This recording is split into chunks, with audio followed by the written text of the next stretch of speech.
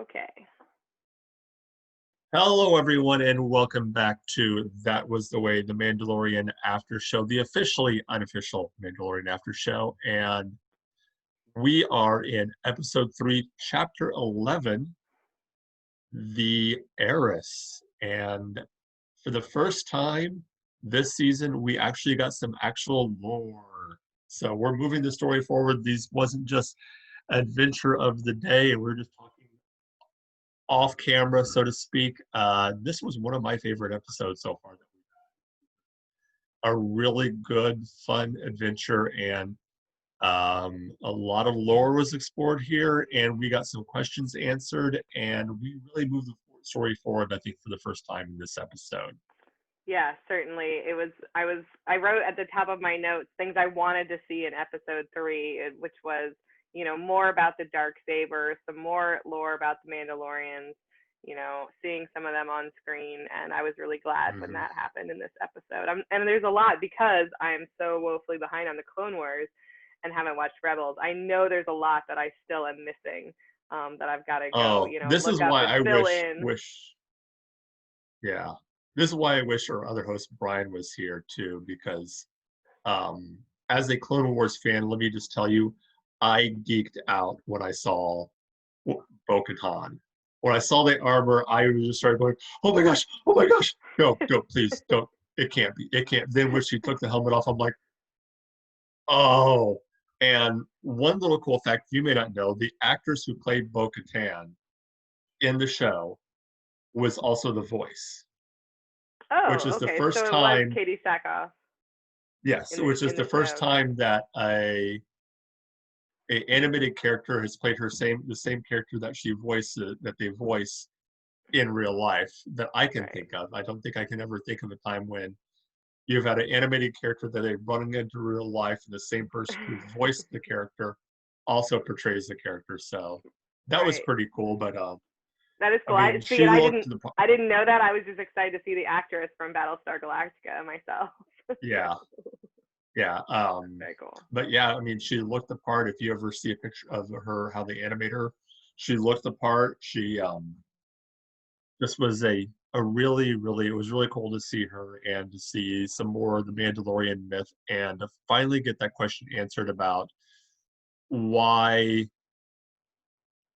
like, our Mandalorian that we've been following doesn't take his helmet off, but yet you've seen Mandalorians in the past with their helmet off all the time. So now we have the answer to that question. It's sort of this cult. He was raised the Mandalorian. In a cult. He was raised in a cult. Yes. And didn't know the difference. Yeah, that's well, wild and he mentions a children of the Watch. Which if you go back once you start watching Clone Wars, you'll run into a group called Night Watch. Okay. Which is what I came across Death Watch. Is that the one? Death Watch. Death Watch. So this is the children of Death Watch. Okay. Of the Watch. It's a little Game of Thrones, and you gotta separate them out there. Yeah. So one this probably ties into Death Watch. Right. Okay. And trying to bring back this ancient past of Mandalore, like she said. Right. Which, ironically, Bo-Katan used to be a part of Death Watch. Okay. So there's backstory there. Her sister was once the ruler of Mandalore. Her sister was the Duchess of Mandalore and was also a love interest of Obi-Wan Kenobi. I did at least go and watch the short arc in season 2 that introduces the Duchess of Mandalore and a little bit of the lore of the dark saber and stuff, just so I was caught up. Yes. But yes. Yeah. Now, the one thing, and we're going to be again all over the place with this, but the one thing that I would say that I'm not to the point that I'm getting frustrated with it, but it is starting to get kind of eye-rolling, is the constant jokes about how much Baby Yoda can eat. Yeah. I was kind of hoping we were done with that. But again, it would be... but yet there was another Alien reference. Oh, yeah. And there was the face hugger. Certainly, it's the actual face hugger this time. Well, and I thought it was Yeah, only fair that Baby Yoda's food fought back in this yes, yes, episode after all of the grief he put the frog lady through. That yeah, something on this planet fought back a little bit. So yeah. And it looks like the Razor Crest has gone through some pretty rough times. That yeah, was, yeah. yeah, Now I know I've said Firefly vibes before, but this one certainly with the ship breaking down and then pieces flying off in the flying atmosphere off and of it. I just, it's you can just hear Yeah, Mal being like, "What was that?" But yeah, that ship, man. I know he's attached to it, but if he's really got all these credits, maybe yeah, it's time to get something new. yeah, yeah. Maybe it's time to make some upgrades or upgrade the ship. I did. Yeah, I yeah, mean, this is from the very end, but I did love that the Mon Calamari's, fixing the ship was to like put fuel in it and like a bunch of nets everywhere. That was yes. like, okay. Interesting. In general, though, I did like the Mon Calamari, like the planet. I don't know. We don't actually know each other outside Oh, of Star Wars very much, but I work on ships, so I'm in a lot of yeah. working ports for my job and stuff like Hmm. that. So it was really cool to see the Star Wars version of that. The only time I've ever seen Of something the like port. that is in Yeah, Solo. And so it was really cool to see like the AT-AT sort of yeah. The repurposed port AT-AT. container Yeah. shipper, which is great, like Hmm. roundabout, because to me the AT-ATs were, the Oakland, in the port of Oakland, the shipping container haulers. And so to have it Hmm. sort of come full circle to that was really fun to see. And Yeah. then them out on the boats and stuff like that. I mean, they were even wearing, clothing that I've seen, fishermen that I work with wear and stuff Hmm. like that, which was Hmm. really fun. It made the this is one thing I like about, especially when you're not so much with the prequel series, but with the original series with, Rogue One and now Mandalorian. It seems like the sets seem very real. Like every place looks like something that is like a real world place. They're not, the bar that they walk into, it doesn't look fancy. It's not state of the art sci-fi. Right. It's dirty. It's grungy. It's the Right. same thing that you said with the ship. It looks like a real place, not this Yes. fanciful, far off, except for the fact that it has, little squid people with, Right. squid Exactly. tentacles. The Exactly. Quarren, I believe, is what they are. The I did Quarren. really get like almost like COVID vibes from the line from the bartender where it was like everyone who sits here has to order food. I don't know Yeah. what the rules are like in your county, but in my county, it's like if you go anywhere, it's an outdoor restaurant or to a brewery or something, you Mm, have to order food. And so that seemed like such yeah. a COVID line to me. I was like, oh, that's real, man. Even if it was for Yeah. different reasons. So Um, but yeah, it's and once again we see, the Mandalorian getting duped, falling yeah, for a I mean, trap come once on, man. again. It's That was so, maybe just because I'm a cautious woman or whatever, but like as soon as he was like, oh, come over here, lean over this, look over here, it's like, don't do any of those things, man. Come on. Like have yeah, some sense, and sure enough, kicked yeah. that Bluetooth bassinet straight into the mama core, I think it was, which we I don't think really know that's what they anything about. called it. Yeah, just looked like So a giant mouth coming up out of the. It looked like the ocean version of the oh, what's the one from Jedi? oh, The from the Sarlacc. but it Yeah. looked like a water version of the Sarlacc. No, Just you're all you right. saw was mouth Yeah, and just teeth coming up in the this drug. yeah, the radius Yeah, of the mouth. Yeah. Well, and yeah, also like but I'm unclear what they were doing. They had the mama core in their hold. They were fishing and they were feeding it. I didn't ask I too don't. many Yeah, questions because it wasn't clear, but it yeah, was a that good plot was point. not. Yeah, yeah, So that's not very. But the child was pretty quick to cover that little bassinet up pretty quick. No, he's like, nope. yeah, he knows when there's trouble coming for sure. Yeah, yeah, Not and enough to not go lean over the edge, but no, no. yeah. But I mean, Mandalorian was very quick to jump in there and try to save Yeah. him. So props to that. Yeah, it was an interesting plot point, but I did love the reveal of the three Mandalorians then landing on the ship and Yes, that taking was pretty everybody cool. out. Yeah. That was a cool sequence, and Um, I since it's new to me, I really like all the sort of personalized Mandalorian armor, the different colors and the painting and all mhm. that kind of stuff. I think that's really neat. Yeah, and the fact she mentions that you know for those Mandalorians, the armor was passed down.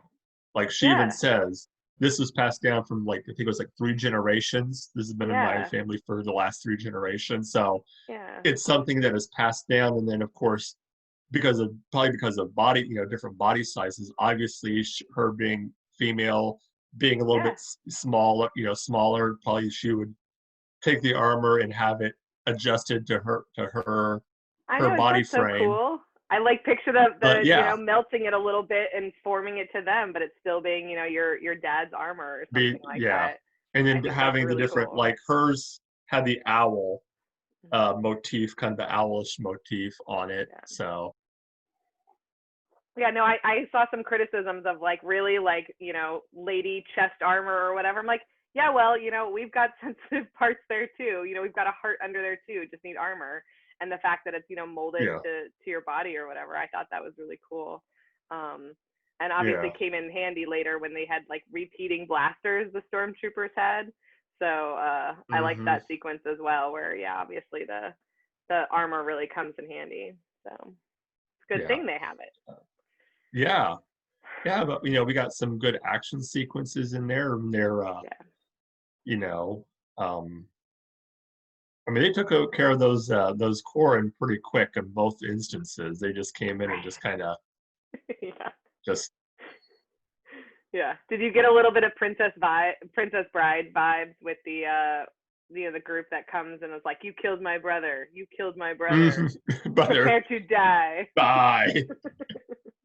I just, especially the second time, I was like, "Say it, say it." Yeah. But probably better that they didn't. But I liked it. I do now want to know more about that species and how they're all related to each other or something. Oh, the Corrin. It is pretty interesting. They all share the same home planet. They're all from Mon Cal, Mm-hmm. and from what I remember, there's always been like a rivalry between the two.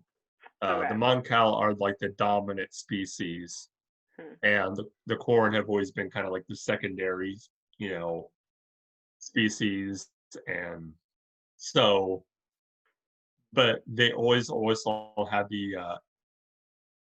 of always backing the wrong team. The Corn have always been the Ah, ones to back. So, like during the Clone Wars, they backed the Separatists. During the Civil War, they backed the Empire I see. because So it they're what fits the that game. they're against the Mandalorian right now because Yeah, that's the wrong side. yeah, they're always kind of on the wrong side, and um, kind of the antithesis of the Mon Calamari, and Okay. the Mon Calamari were like this.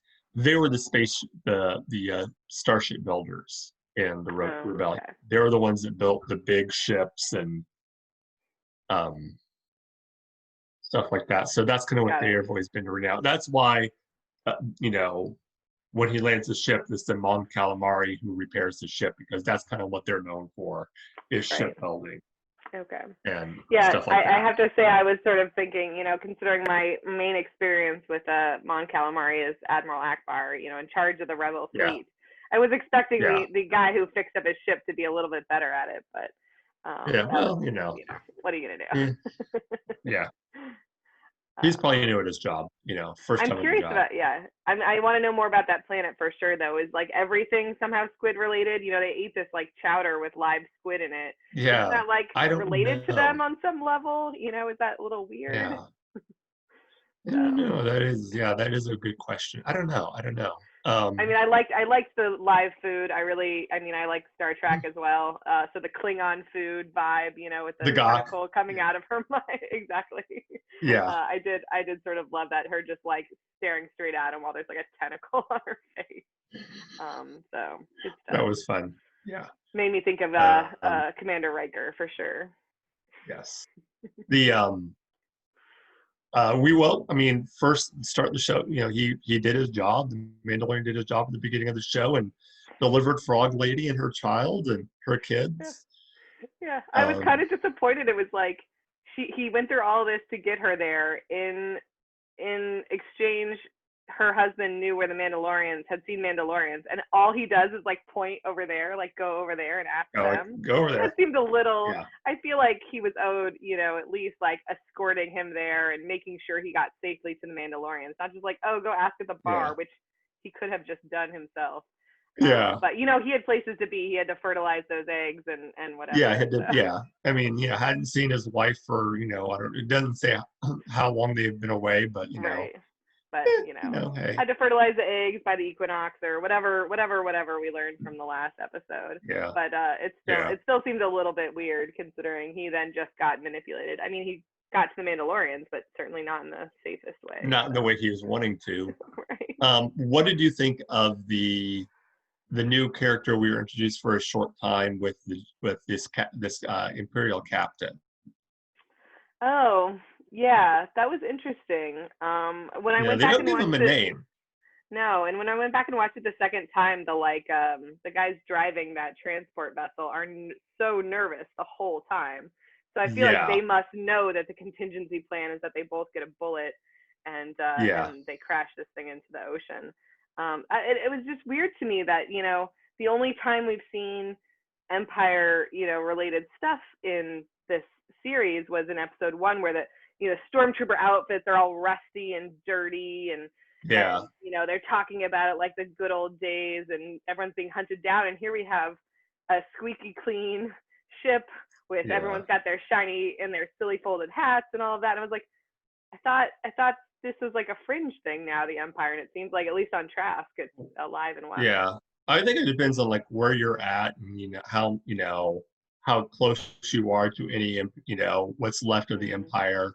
Because if you remember when in the final episode of last season, when we're introduced to Moff Gideon, those two stormtroopers were also the same way. They were very shiny armored, very more, more highly trained. Yeah. Seemed like, and so I just think it's who you're attached to and what what Imperial warlord you happen to be attached to, and yeah.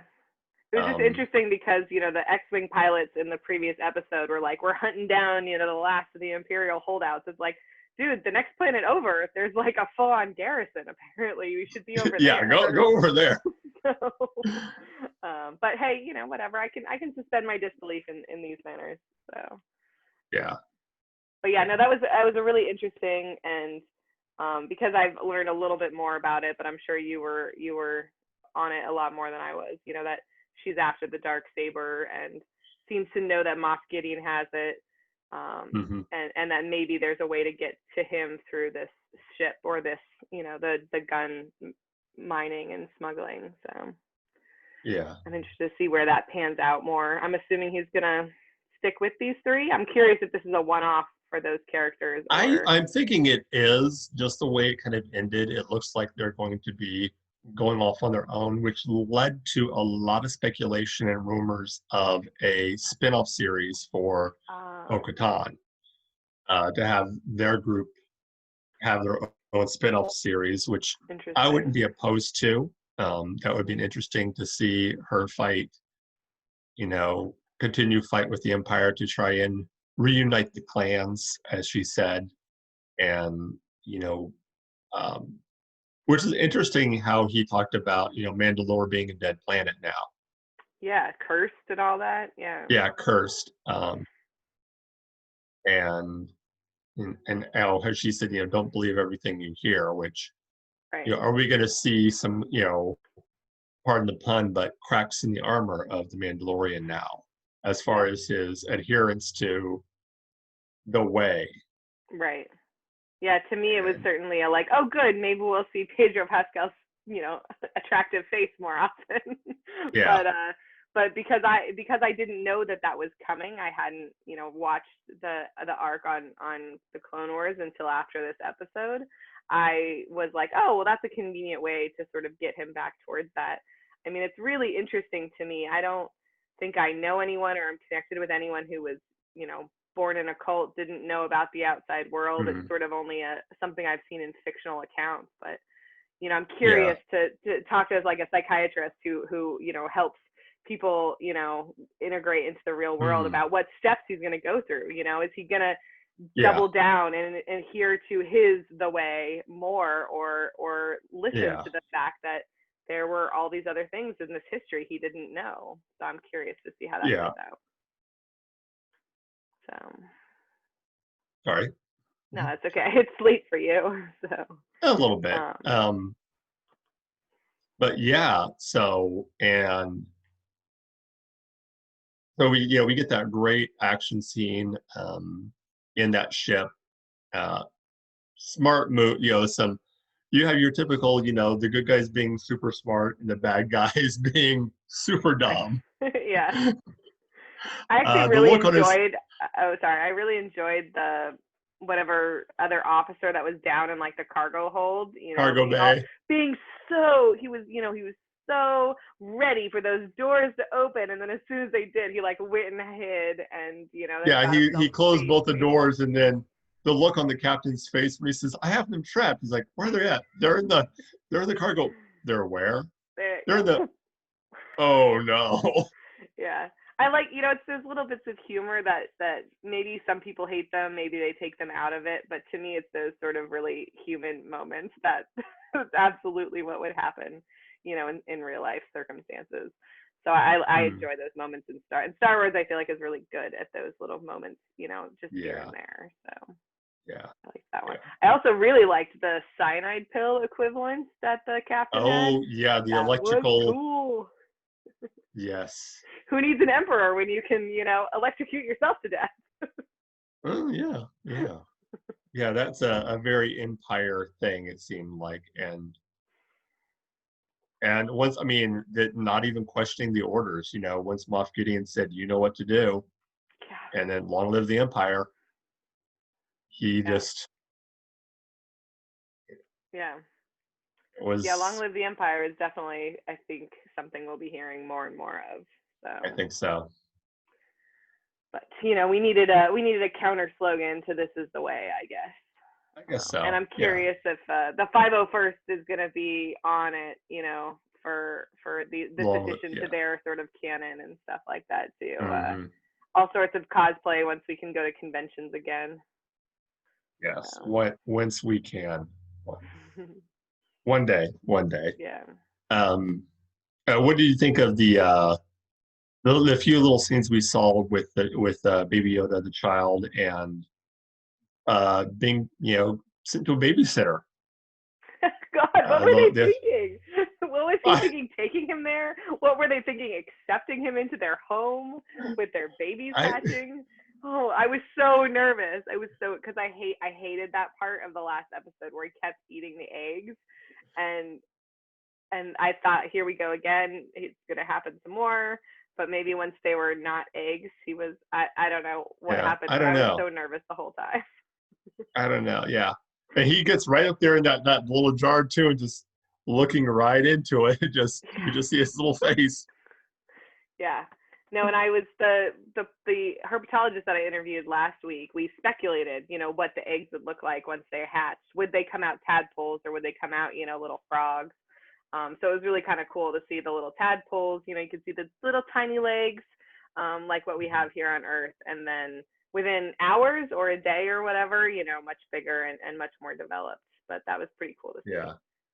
So not the regular, having babies kind of life that we think of for humanoid characters, but I think Mhm. that's cool to show that sort of diversity of, and the Mandalorian is sort of like stoic and accepting and respectful as ever, right? Just like congratulations, Yeah. which to me, I do wish he'd take that translator droid, that she rigged up Hmm. everywhere, because that would Yeah. make So we can things a actually, little easier. and yeah, understand what everyone's saying.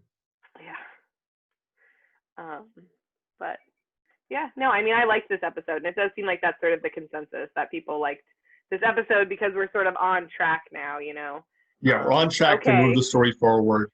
Yeah, and of course we get the big Easter egg, the big reveal at the end near the end of the episode, when he tells her when Bo-Katan tells her to go to the planet and find Ahsoka Tano. Yeah. That was like there's been speculation, there's been, people have thought for sure, thought no, they weren't gonna have it. But now it is confirmed we are gonna see Ahsoka Tano in live action. And I, for one, am just ecstatic. Yeah. I know you haven't really kept up with the Clone Wars as much as I have, but Right. for someone who's watched pretty much beginning to end, plus Rebels, Ahsoka is one of my favorite characters, and I Yeah. am just so stoked to see this character in live action finally. Yeah, no, only being a couple episodes or a couple of seasons into the Clone Wars, though, I already love her. Sassy, giving Anakin a bunch of hell. So Yeah. I'm definitely interested. I mean, I'm gonna have to go back and watch the Clone Wars, find out how she's alive, find out how she manages to be here. But I also know that at least for the purposes of The Mandalorian, this is an entry level show for a lot of people who aren't necessarily hardcore Star Wars fans. Yeah. So like I know that it will be explained to me enough in the show. Yeah. Who she is and why this is important. And then I've got, a couple of years that I can go and finally catch up on Clone Wars and fill it all in. Yeah. Yeah. I definitely would watch the final arc of season 5 to find out like what happened with Ahsoka before Order 66, and then I would also watch pretty much all of season 7 because that will explain how she survived Order 66, how she's still alive, everything like that. But those are definitely the two ones I would watch, kind of see her arc and what happened to her, at the end of the Clone Wars. And yeah, I'm going on a research trip in a couple of months here, and I have to sit in a hotel isolation by myself for 2 straight weeks before I can do it. So maybe I'll get through those last 5 seasons of the Clone Wars to keep myself sane during that time. Yeah. So, and then I'll be up to speed. So. Yeah. So anyway, well, I think that will about do it for this week. Any speculation for next week? It looks like we're going to be. Do you think that we wait another week before we meet Ahsoka? Or do you think that we meet Ahsoka next week and then move on from there? No, I think they're going to tease us with that one for a while. Because don't you remember 2 episodes ago when we saw what is probably Boba Fett and then nothing about it again? Yeah. So I think they're throwing in a lot of long game stuff. So my guess is that they get off track here a little bit. Honestly, I'm maybe in the minority of like wanting to see Cara and Carl Weathers again. So I'm kind of hoping for that. Oh, definitely. And get the gang back together a little bit, maybe have a familiar sort of episode, and then get to Ahsoka. Yeah. So. I'm kind of the same way. I think we have at least 1 week, one more week before we see Ahsoka. I think that will be the week after next. So it'll be chapter 13. So I think we'll see her then. I think we'll see her not on this next episode, but the episode after that. So I like this. This should be things like in Vegas where you can lay odds. I don't want to bet on the Super Bowl. I want to bet on when am I going to see Ahsoka Tano on screen, live action.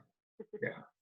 Well, yeah, and I've been having to really avoid, my husband said that he had seen Katie Sackhoff's, name and credit somewhere, so he knew she was going to pop up somewhere. I feel like I've heard casting rumors for Ahsoka, and I'm just like, I'm not going anywhere near IMDb. I'm not going anywhere near. I actually realize every Friday afternoon, I realize I got to turn off the social media until I can get home from work and watch the episode because people post, even just a mild reaction. I don't want anything going into it. So yeah, I'm looking forward to that ride, even if it ends up taking longer than I want it to. So because I trust them, they seem like they're doing a good job. They are. They are. So you haven't heard any of the rumors about who they've cast for the different roles or anything like that? I did Okay. hear a rumor about Ahsoka's casting, which is why I was even ready to expect her on this season, was that there was casting rumors, but I Yeah. never clicked farther than the headline, Yeah. because I was like, I don't want to know, I don't want to know. So, but I'm excited to see it. Well, let's wrap this up, and why don't Yeah. you tell the people where they can find you at? Yeah, you can find me on Twitter. I'm at Melissa Truth, MELISSATRUTH, and also many_scientists, which is my sort of nerdy science and science fiction account. And then you can find the show. We have a YouTube channel, That Was the Way, and also on Facebook. How about you, John? Yes.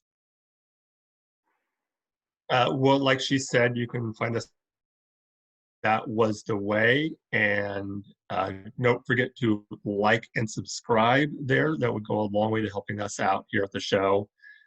Um, you can find me on Facebook at Mark Tolley.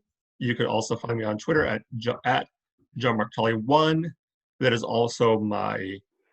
You can email me at johntolley3930 @gmail.com. And you can hear me each and every week on More of the Stars, a Star Wars podcast.